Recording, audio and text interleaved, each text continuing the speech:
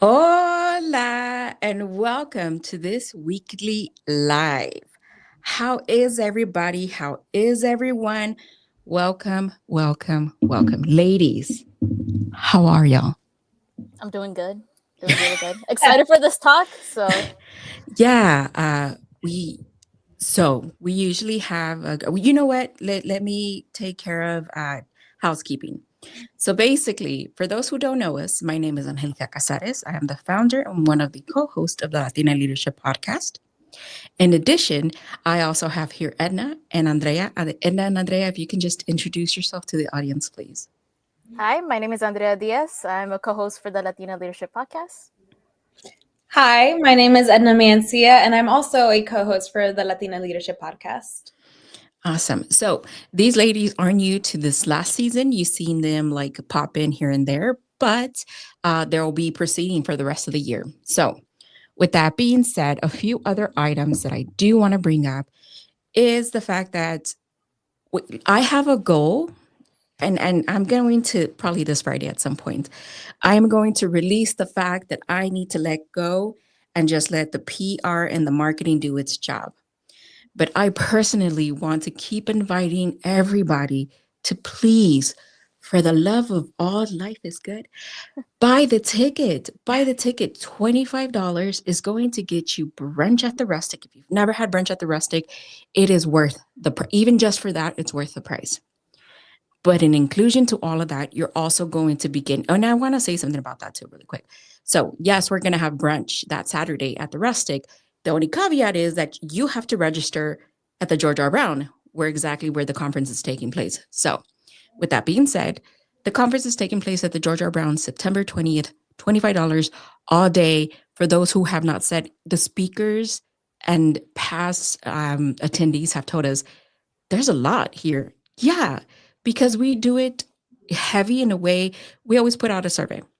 The survey includes questions in which we ask you, and then we provide an entire agenda based on the answers that you gave us. So, with that being said, like I said, I'm eventually probably this Friday. I'm gonna let go and let everything else take place. I'm going to stop bringing it up the way I bring it up here, because those who have been part of who we are today, um, know and understand that this is the community. This is our community, and I want you to buy the tickets, please, because once I open it up, I cannot promise that I can add any more. So that means I am releasing them all. I'm liquidating everything. Everything is out there. So, with that being said, let's get together and just start the conversation for today's conversation. So, we had a small kind of like, what should we bring up during today's conversation? And the only thing that I could say, because I was thinking, could we really talk about mental health and awareness in which, if you believe you have mental health, going to the psychiatrist or counselor like once or twice a year, the same way you visit like a regular doctor. I mean, I recommend that. I think everybody should. I think, especially if you're like, if you know you've gone through things and you know that you already have your predisposition to some form of mental health. Um, yeah, I think you should. I mean, we can talk about all of that, but in true honesty, I want to ask you ladies one question. In true honesty, because there's so much going on right now, I cannot open up my phone in any way and see what's happening. So I want to ask you, ladies, truly and honestly, how are y'all doing? That's a really deep question, It's a and heavy question. and honestly, I'm trying to work my best as I can too. Opening your app or like seeing the news right now is sometimes it's really hard to do, and sometimes you do kind of like have to like separate yourself. Like, I think I've had conversations like these like with my parents too, where I was like, things are looking rough and they're not looking so great right now, but we also have to keep moving for ourselves and for our families, and like we can't let the bad things that are happening right now get to us and get into our paths to succeed, you know, like, and I feel like it's putting yourself in that mindset, you know, there is going to be negatives, but we also have to look for the positives that we have in our own lives, Mm-hmm. instead of looking at just at the pure negatives you see out there in society. Is like, why we need to work towards making positives for ourselves, and like it's putting versus putting ourselves in that mentality of Mm-hmm. like positivity. Yeah. Edna? Well, also, yes, following that, and then as well with like what we do, like we're having to stay on top of trends and stuff like that. And so like Mm-hmm. sometimes we have to be able to like put blocks, at least for myself, personally talking, I have to put blocks on my phone to like whenever I take breaks and stuff like that, because if not, we can end up on that doom scroll. Mm-hmm. And yeah, you're supposed to stay with the trends and what's out there, what's going on, especially like being mindful of like what is going on in the world, when whenever we're talking about something.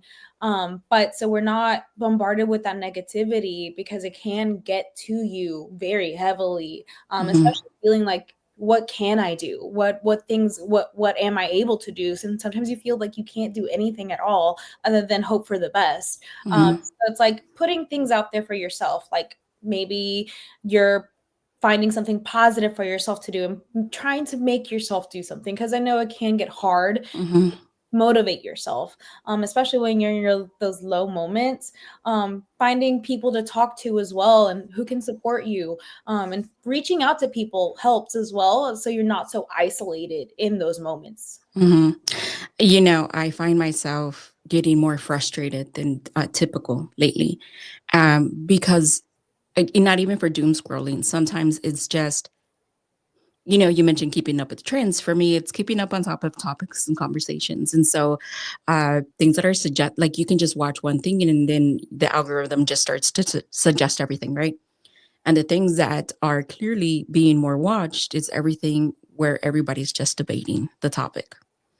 Yeah. And I remember watching I remember watching a creator say something like, "Doesn't it suck to be part of the? It hurts being part of the group that seems to be so hated." And I was like, I was taken aback by that because I didn't realize that that's the way I felt too.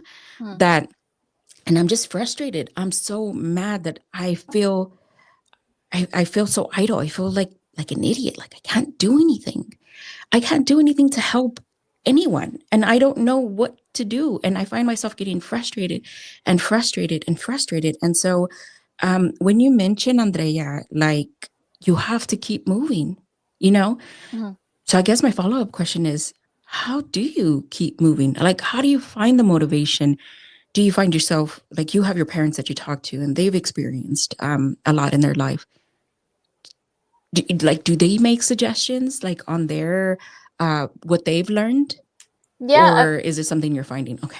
yeah, no, it's kind of a mix of both. Like I also look at my parents for like advice, you know, because they've gone through also like really rough stuff, you know, like my parents were immigrants and they came here and like they went through the struggles with their own families and their own situations, their own countries. And it's kind of like asking them like, how did you deal with that? You know, Mm-hmm. and it's kind of where they looked into perspective, well, I'm looking, you know, while I care for my community, I'm also looking for myself too, and making sure that I can assure myself that I'll be okay. Mm-hmm. And it's kind of starting in that starting point, because if you have that positive mentality with yourself, you're able to provide that positive mentality to also to other people. It's like you got to start with yourself before you start focusing on the whole, because if you're not good with yourself, you're not going to be good with the whole. And it's kind Mm-hmm. of looking at that. And even for myself too, I sometimes have to be good with myself before I feel like I can be good with others. So always try to focus on like working on myself, you know, even saying stuff like sometimes you do have to see, you know, the unbiased truth of what's going on. Like I usually try to follow like independent journalists, because usually Mm-hmm. they're the ones who are able to give you the most unfiltered truth of what's going on. Mm-hmm. And so I think that kind of semi also helps like my mental health a bit when it comes to that perspective, where like, okay, I'm getting the unfiltered truth and some of it might not be pretty, but at least I know what's going on. And it's just that reassurance that like, well, not everything is great. I'm still in the know of what's going on, but I'm also able to see like, okay, this is going on, but I need to also focus on what's going on with me and Mm-hmm. focusing on that and being good with myself in that Mm-hmm. point. Is like, is you can't let what's going on with the whole solely affect you. You also got to look into yourself and feel good with yourself before Mm-hmm. you're like, okay, I can start maybe helping people who are also dealing with my same, my same struggle, my same frustration, my same anger, what's going on, and be able to work towards that. And how would you check in with yourself? Like, how do you check in with yourself? Like Andrea mentioned, like she said, I have to check in with myself. Sometimes I have to um, see if I'm okay, see if I'm doing okay. I mean, for me, like I said, I find myself getting much more frustrated. Do you check in with yourself? Well, something I do, which is probably not a good thing either, but I definitely like dive into work a Mm-hmm. lot and make that my distraction. Because then I can just like focus on that and then I'm able to block kind of everything else out. Mm-hmm. And then make that my focus and just like, okay, cool, this is what I have going on. I don't have to look at my phone for a little bit, for a few hours actually. And then Mm-hmm. after I turn my computer off, I like, okay, cool. Now that I can turn my brain off from work, I just go to straight to a book or like a TV show that I want to watch for an hour, or I check in with my parents and see how they're doing after they get off their jobs. And then, or I check in with my friends and maybe make some plans so then I can like get outside and, as we say, touch grass. So like, yeah, so it's that's kind of what I do. So like when I didn't have a job, yeah, the news would consume me, and Mm-hmm. it was hard for me to get off my phone and Mm-hmm. to check in with myself, because then I get to a point where I'm like, what can I do to help people? Um, Mm-hmm. and that's my biggest thing. So at least I know with what I'm doing now, I'm able to be that resource for the community, and that's why I dive into it, because I know I'm able to help people in this way. Mm-hmm. For me, how I kind of like get distracted, because now I know I'm doing something good, where before it was kind of like, how do I move, which way do I go, how can I help people with all of this stuff going on, and then the news is just literally changing every day. Mm-hmm. Like, yeah. Yeah. There's so many people out there who are being so brave about speaking up. Mhm. And they're just like, you know what? I'm putting everything out there, because people just are so afraid to, one, be political, two, be like try or anything, right? People are just afraid to make a stand sometimes. And so here's what I find myself doing is that when you said hyper focus, I was like, yeah, that sounds a lot like what I do. So what I tend to do is I hyper focus on people who are being brave, and then I just start to support them, and I show the support, and I try to show the support in a way that's going to make kind of a difference. I don't, and sometimes I don't even know how. I don't even know what I'm doing anymore. But I want to make a difference in this world. I want to make something out of nothing. Basically what it comes down to. And so when we talk about our mental health, it's like I don't know how. Right now I'm so lost because I don't know how to separate things. And so when we start to make everything our problem, then we start to suffer. One of the things that I start when I check it with myself and I start to say, oh, okay, this is what's going on, is I have vivid dreams. I have some lucid, wild dreams, and that's when I know something is bothering me. Like I start to dream very, very specific people, and I'm like, why are you here? Why are you showing up in my dream? Please go away. And I start to do things in my dreams, and I wake up and I'm like, oh my. And then have you ever woken up from a dream and you feel exactly the way you felt in that dream, Yeah. and you don't know how to snap out of it? Are there indications for you ladies that like something's up? My mental health is taking a hit. I want to say it's like feeling more tired than usual. For me, that's usually like a hint, like, hey, I need to check in with myself and see what's up. Mhm. Yeah, like, or like it's the same thing too. Sometimes with me too, like vivid dreams, like I'll get like it feels like premonition, or like something is gonna Yeah. happen, and Yeah. like I have to prep myself mentally, like, okay, like you got to be ready for hit something to hit the fan. Um, and so it's kind of like prepping for that in more or less a sense. Like Uh-huh. I'm usually pretty good at like checking in with myself. Like if I'm Mhm. feeling like stressed, I'll be like, okay, I need to like maybe I need like a nap or something, or maybe I need to go, play with the cats, or like enjoy Yeah. some comfort, or like seek Yeah. out my mom and maybe talk to her a little bit. Is like Mhm. doing like the little things, and then I see like, okay, maybe I just needed like a little pick me up, and it's kind Yeah. of working from there. Uh-huh. I like that. I like that because I do. I have a bunny also now that I can. My cat loves to run away and she doesn't like to cuddle. The bunny I have to chase, and so it gives me some exercise to do. But and how do you check in with yourself? How do you check in? Um, well, I definitely notice whenever I start like grabbing my phone because it just tends to be like a habit. Oh. Sorry, something went to my nose. Sorry, go ahead. It's okay. I definitely notice because I start picking it up more and wanting to Mhm. scroll for no reason other than to just dissociate. And so when I realize that, I'm like, what am I doing? I'm like, okay, I need to go outside for a walk. Or I need to like walk my dog, or I just like, or find anything else other than like grabbing that, because then I know something's wrong. Um, Mhm. because I already have in my routine like a every other day, or Tuesday, Thursday, Saturday, I go for a run as part of my mental health routine.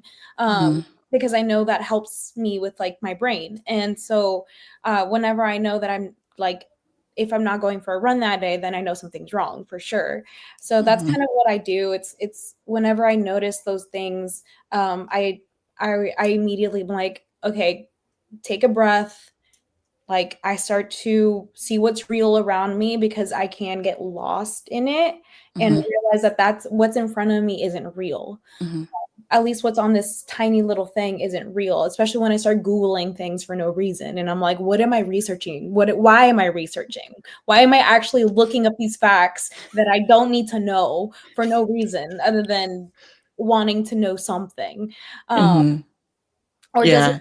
I don't know. Then that's when I notice that I'm like, okay, let's step away from the Google and find something to touch, something to grab. I have plushies around me. I have like Uh-huh. toys around me. I have my dog.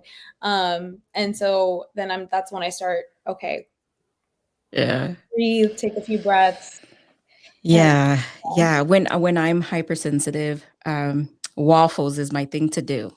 Waffles. I want waffles with uh waffles with, this sounds silly, but when you hear me start asking for waffles, you know something's up with me. Just FYI. When I start like, Yeah. hey, I really want a waffle, and it'll be in the middle of the day, the morning, the night, middle of the night. It doesn't even matter. I just want a waffle. And so my food is comfort for me.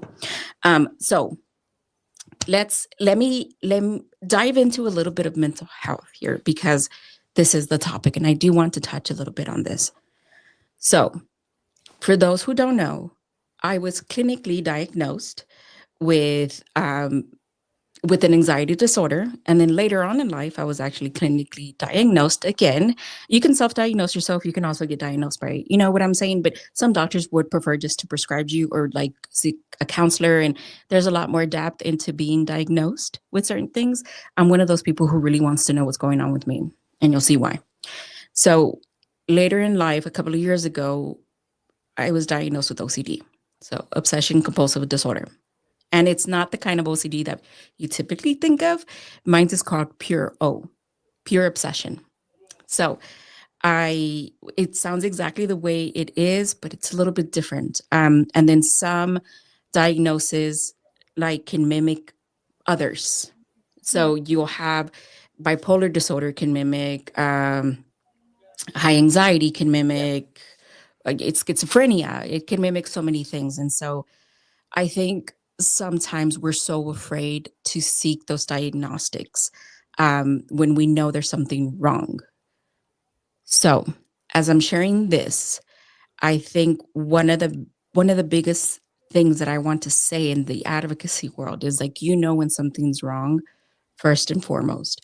But if you think you really truly need help, I'm asking this. If you feel like you need a diagnosis to be able to treat what you need, do you feel like you know what you need to do? Yeah. Yeah? Yeah, I'll go first. Yeah. Okay. For me, I was clinically diagnosed with ADHD, anxiety, and depression while I was in Okay. college. So like that's been like a long journey of like healing for me. Hmm. And that's like that. My sister kind of inspired me to do the first step because she also got diagnosed, and it really helped her out. She was like really struggling mentally, and I was like, and I also started to notice like certain things, like for ADHD, I have a hard time focusing. I can hyperfixate really easily. And sometimes it's so rough too with like your mental state sometimes, where you're, especially even with depression, like some days I couldn't even get up from bed. Like Hmm. I just didn't have the motivation to do anything.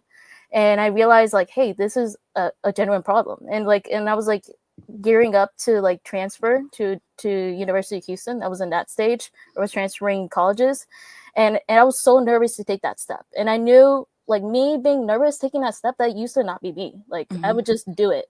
And so I knew that that was a problem. So I was like, okay, I need to get this diagnosed. I need to go to therapy, and I need to like see what I can do to help myself to be able to like continue succeeding. Hmm. And so, and it's really hard too, with the stigma in the Hispanic community. Like if you go seek help, you're supposed to be strong by yourself. You're supposed to figure out yourself, and like taking medication, that's wrong. Going to therapy, why do you need therapy? And but like for me, it helped me because I was like, no, if I don't care what anybody else thinks. Like I need some type of help.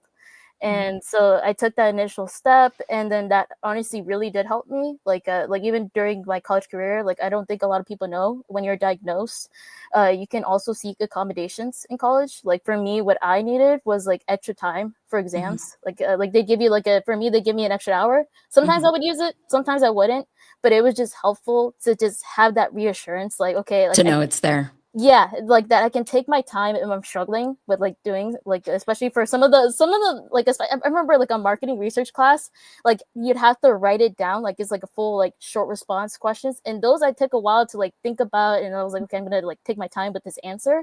And Hmm. I do well, but like it also helped that I had that extra time, and I didn't have to like mentally stress myself out, like I need to do this like now I can't like I can't allow myself to get distracted. But I have that reassurance, like if I get a little bit distracted, I can like accommodate time where I can focus and I can get it done. Hmm.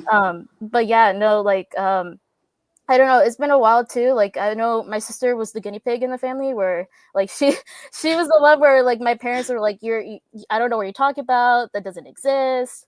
And obviously, my parents have shifted that mentality. Like it's Hmm. also getting over their own generational trauma of that, that stigma that they had, like of seeing people who did have mental illness in their countries getting ostracized by society. Hmm. And it's like having to confront that. Like I know my dad, like he also has like undiagnosed ADHD. And he kind of Hmm. like accepted it. He's like, I'm a bit too old and I already know how to handle it because I already had like 50 years in the Uh-huh. bag of knowing how to handle it. But like he understands, like me and my sister, like, hey, they need that extra help, Yeah. to be able to like continue with their careers. And Hmm. honestly, I always suggest people, like if you feel like you need that help, take that step. Take that step to do it. Sometimes it can be as small as like talking to a trusted family member, and like talking like, hey, I'm going through this, like, and talking out with somebody you trust. And then maybe like moving up to like, hey, maybe I should seek, sometimes there's free resources like where you can like go to a therapist for just one session, just see how it goes, Hmm. or you can just meet other people who are probably going through the same things as you, and just connecting through that. Because I've also done that too, where I met other people with ADHD, and it's kind of helps you like figure out like, okay, you're kind of doing that to help yourself too, and like I need to try doing that as well. Because sometimes also like people's healing journey can be like completely different. Like my journey with ADHD is completely different from my sister's journey with ADHD. Like and the way we figure out stuff to like better focus is like completely different. Hmm. So it's also looking at that with other people too, like understanding like the process is not going to be the same. The healing process is going to take a different amount of time. It might take weeks, it might take months, it might take years, it might take forever. You never Hmm. know. Yeah. But at least if you take that initial step, that's what really matters. Mm. Thank you, Andrea. Thank you for sharing your experience and I mean, thank you. And anything you'd like to add?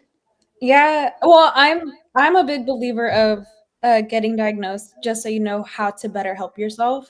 Mhm. Especially coming from like the same community as Andrea, where like our immigrant parents, like my parents are not from here, but they have their citizenship now, thankfully. But growing up in that double culture, like going to public school, seeing the way that like these American kids kind of had this kind of situation around them, and then having I grew up in a very conservative Christian household where like mental health prayed away pretty much. Yeah. Yep. And then I went to a Bible college before I deconstructed. Like to be honest, I'm a deconstructed person. But like Bible college, even they're like, no, you don't have depression, anxiety. You're not praying hard enough. Sorry, you're not praying hard enough. And I'm like, no, there's something deeper than just that. Like, I need someone to talk to. I need resources. And so I personally, because of the internet, at least for me, and having that resource of the internet and being a child of the internet, I was able to be like, okay, what is out there Mhm. as therapy, as getting diagnosed. And then I realized that like my depression, anxiety, it got worse in the Mhm. previous marriage that I was in, due to the circumstances that I was dealing with.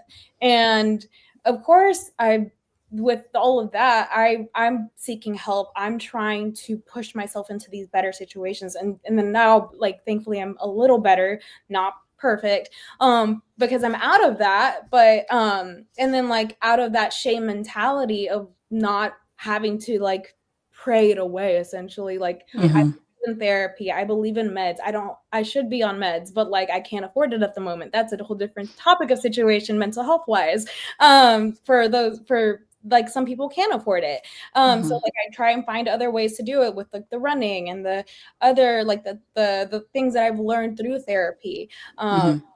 and so yeah, I do believe that like if you do get diagnosed, it helps you to know how to move from where you might feel stuck mentally.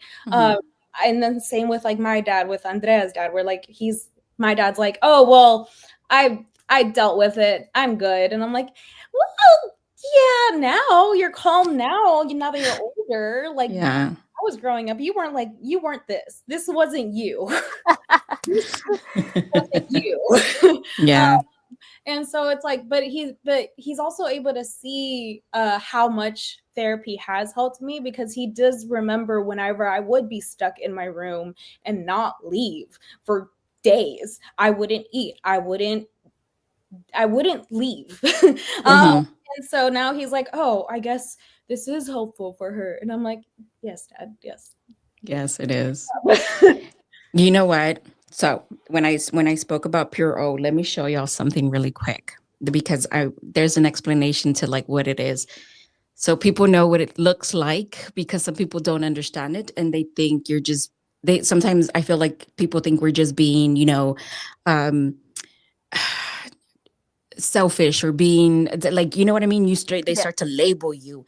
So let me just grab something and I want to tell you a story also about a cousin of mine who lives in Mexico, wasn't diagnosed, and now is what feels like being held hostage in her own home. Give me a second. Let me just grab this really quick. Whoopsie. I was like, we're about to be left with a cliffhanger here. Like, No, hold on.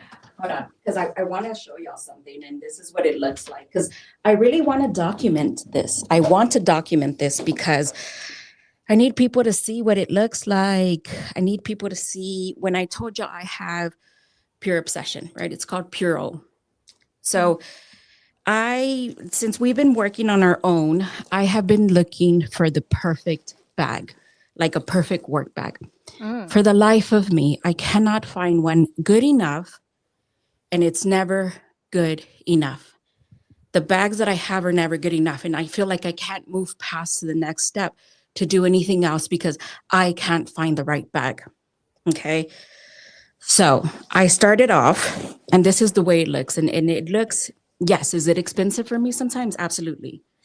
Right. I start off with one bag and I'm like, okay, this is nice, but I need something like, I love black. I love black, but I like pink. I want that in pink, but because there's still some pockets that are not there and it's not big enough and I can't function. And I start to hyper You know, I Yeah. start to obsess and I start to go down these rabbit holes. And so I buy another one.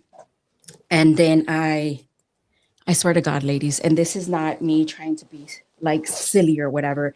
I can't find the right bag for me. I can't.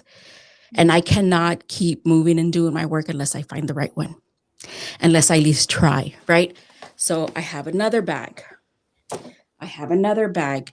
These are just the ones that are in this room with me. And this is an empty room. And so pure obsession for me is hyperfixations on things that I need to do. I have to find the right glue. I need to know what the right glue does. I need to know what rhinestones are there. I need to know, I need to know, I need to have, I need to try it. I need to try it. I can't do anything else in my life if I don't do this like this. I used to carry a bag with me when I had really bad panic attacks. Like I was at home, so I was diagnosed as something like called agoraphobia. I don't know if y'all have ever heard of it. So Yeah. agoraphobia basically means you're tied to your home. Mhm. Um, I couldn't get up out of the chair. I was so scared to go to the restroom because I was afraid I was going to have a panic attack on the way to the restroom. So I would hold going to the restroom. It got really ugly really quickly. But so to point all of that out is that I don't know how to suppress. I no longer knew how to function. Functioning is not a term I knew. I couldn't walk across the street to go pick up my son when I was at my mom's house, and my husband would drop me off at my mom's house. Like I was being babysat, basically. And that's the way I lived life for a very long time. And right, so when I tell people like I've never been on an airplane because I never had the opportunity, and now that I can get on airplanes and do things, my niece laughs at me. She says, "Angelica," she goes, "It's probably a good thing you don't get on airplanes because I don't think you'd ever be home." I was like, "Probably not." You know what I mean? You know how Yeah. frustrated it is to be like, hey, I can afford that $140 price ticket right now where I can just go wherever. And I can't because I've never been on an airplane and it scares the living out of me to think of myself getting on an airplane because that's one of my things, right? Being in the clothes in that flying tin can. Yeah, that scares me. I don't know how to function. There's only been a few people that see me like full on out, like on the floor of the restroom, like having a panic attack. Um, yeah, so they get scary. They got really scary for a very long time, and I didn't know how to manage them. Now, to the story of my cousin. I have a cousin who's named after my older sister who passed away, Erica. Erica used to live at the little small village in which we lived there up in Mexico, up in like Las Sierras, right? And it's a Mm. little town called San Nicolas by San Luis Potosi. So she is the daughter of my grandfather's brother, like one of the daughters. You know what I mean? Mhm. She ends up being okay. So Erica, kind of was like our age, and she grew up around the same time. So every time we would visit, we would play with her. Yeah. As time went on, I kept asking about her, like, "Hey, what happened to Erica?" And I would ask my mom, and I would ask anybody who would listen, anybody who remembered her, to be like, "Where is she at? You know, how is she doing? What's going on?" "Oh, she moved to Monterrey." I was like, "Oh, for work?" And they're like, "Yeah, she went to go look for more opportunities." I was like, "Oh, okay, okay." And then the conversation started to get weird. They're like, "Yeah, you know, something's wrong with her." So what's wrong with her? She was in love, and the guy broke her heart. And now all she can do is think about this one guy. She just wants a baby. And I was like, she wants a baby. It's like, what's going on? I was like, and I started to like further investigate a little bit. And it turns out that she was with somebody, but it looked like she is going through a process of an undiagnosed mental um, mental health illness, for sure. She has now become very promiscuous, and she has Oh. so now they keep her home because they're so afraid of what she's capable of doing in order to reach a succession of having a child, because she is also not she's not well. Yeah. She can't take care of herself, so there's no way she can take care of a baby. But she also buys things like diapers, bottles, baby clothes. And so it's sad to hear what she's going through there, because they don't know how to find help for her. And they're not going to be able to be, she's not going to be able to be sequestered in that room forever, in that Mhm. house forever. They can't chase her around forever. She's one of the youngest ones. She's my age. All her sisters are like 50, 60 years old. And so to think that that's going to be her life for the rest of her life, that scares me, because you can, if you don't seek out, if you don't seek out help when you need it, you can have forever consequences. You know, you can go down the form of addiction, Mhm. promiscuity, like being promiscuous. Um, you say it, you think it, and yeah, it's probably gonna be like a thing. And so as I'm saying this, as I'm thinking about it, it's like it scares me. Yes, to be able to know that I can get that far into a life, and but for right now, I'm just gonna enjoy what I like, the sanity that I do have. I'm just gonna enjoy it, whatever this is. Once I start to look and sound crazy, I'm gonna tell my family, hey, y'all, just let me know. Yeah. I'm gonna check in somewhere else, because like I don't want to be a burden also. And so that's where you feel like you end up feeling like a burden to your people, to your family. And so we've been talking for quite some time, ladies. So as I'm like thinking about this, I want to ask y'all a question to roll off the conversation. And I've been talking for a while. I'm so sorry. Is there something Very y'all want to say in terms of like part of that conversation? good. I know it was heavy. Yeah. It was heavy. Got heavy really quick. I'm so No, sorry. but stuff like that happens too. I think it happens on my dad's side of the family. Like situations like that have happened where like they keep them isolated or they send them away, and you're Yeah. just like that's just awful because like you also have to like think about it too. They're not used to dealing with that. They don't. They even if there is help. Do they know there's help? Like it's just it's such I guess such a like not talked about issue that when it Uh-huh. does happen like you don't know what to do. Mhm. And that's like this I guess like the sad reality, like that's why it's important for us to have these type of conversations because like Hmm. these are like the taboo conversations that our community sometimes doesn't want to have. Yep. um Can I, hello, La Llorona? She was I'm sure yeah. she had postpartum issues and like that whole concept. You know what I'm Yeah. saying? I'm like, nobody helped her. Nobody Yeah. helped her. It sounded like she literally crying for help. Like, Yeah. hey, I need help. I don't know, maybe her husband left her and, she wasn't the breadwinner and it was such a machismo, like place of like, you know what I'm saying? And so like our folk tells, or what are they called? Uh, uh Yes, but you know what I'm saying, right? yeah, Even yeah, our yeah, tells, like even they, I'm like, nobody helped her. How dare us like blame La Llorona for yeah. like, try to scare the kids, like, ooh, it's gonna get you. Yeah, you should be worried about, aunt down the street who's like, struggling in her marriage and seems to be struggling because she can't take care of her children because of whatever reason.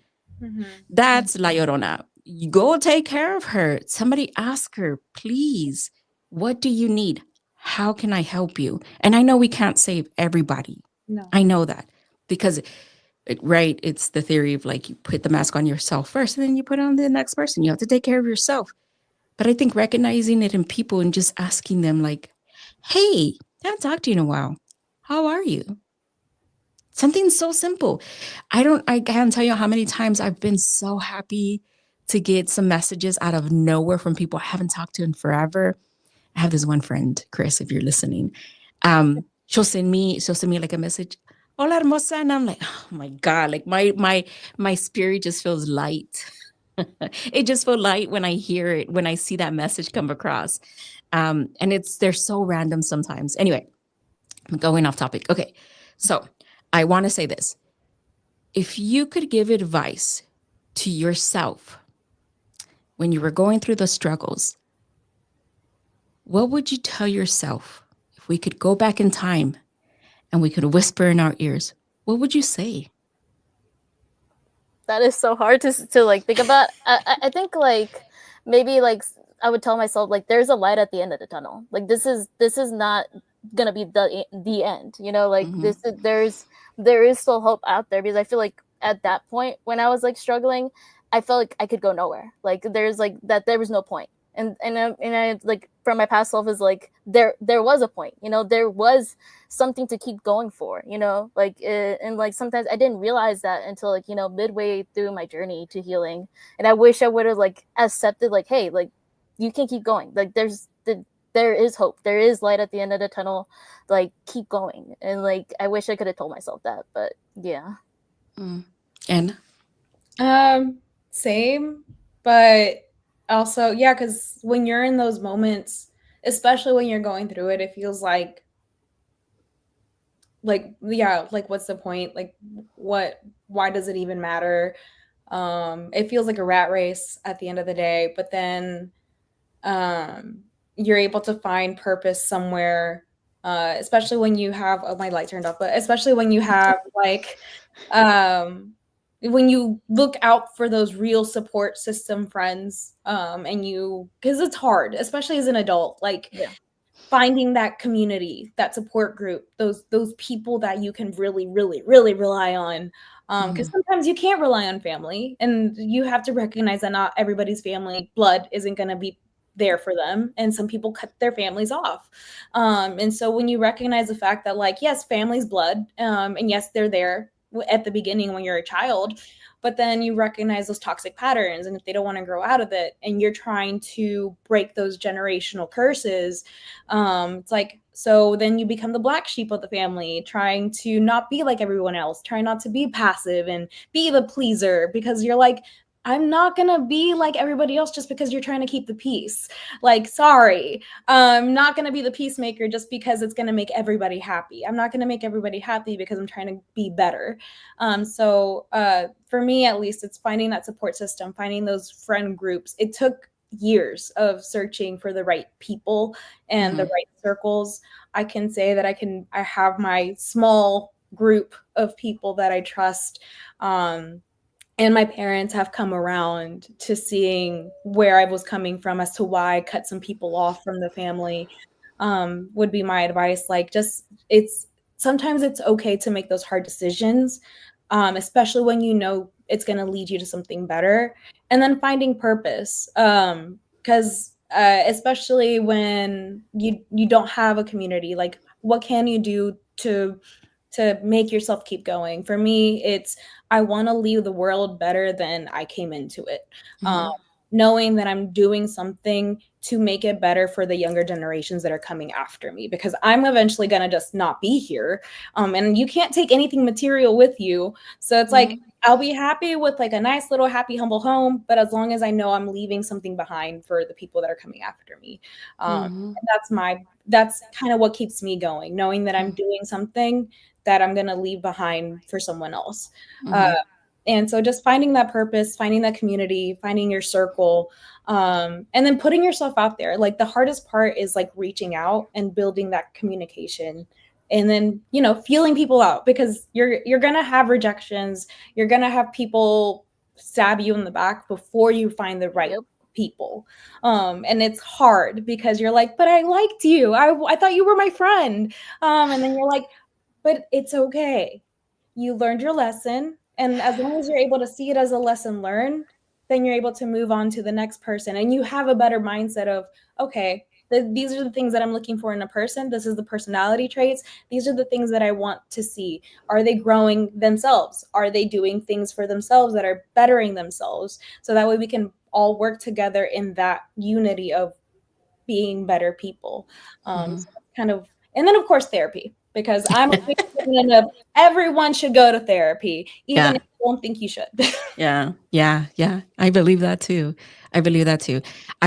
So to leave off, I think for me, I would tell my younger self, if I could whisper in her ear as she's sitting on that bed, not even the bed, as she's sitting on the sofa facing the TV watching old reruns, I would tell her, I know it feels like it's hopeless, but hold on. It gets better. You're going to be okay. Not only can you be okay, you can actually thrive. It's possible. So, ladies, thank you so much for tonight's conversation. I think it was very much needed for the community. And for the community, I say, hold on. It will get better. Nothing lasts forever, even pain. Yeah. It'll get better. So, with that being said, thank you so, so much, ladies. Y'all have an amazing and great night. And to the audience, to those who are watching us, and to those who are watching the rerun of this episode, share with us. Share with us. How do you take care of yourself during your mental health as you're watching the world? What seems like we live in dystopia, like we live in some other parallel universe, not the parallel universe we were living in 20 years ago. Entonces, with that being said, ladies, y'all have an amazing night. Bye.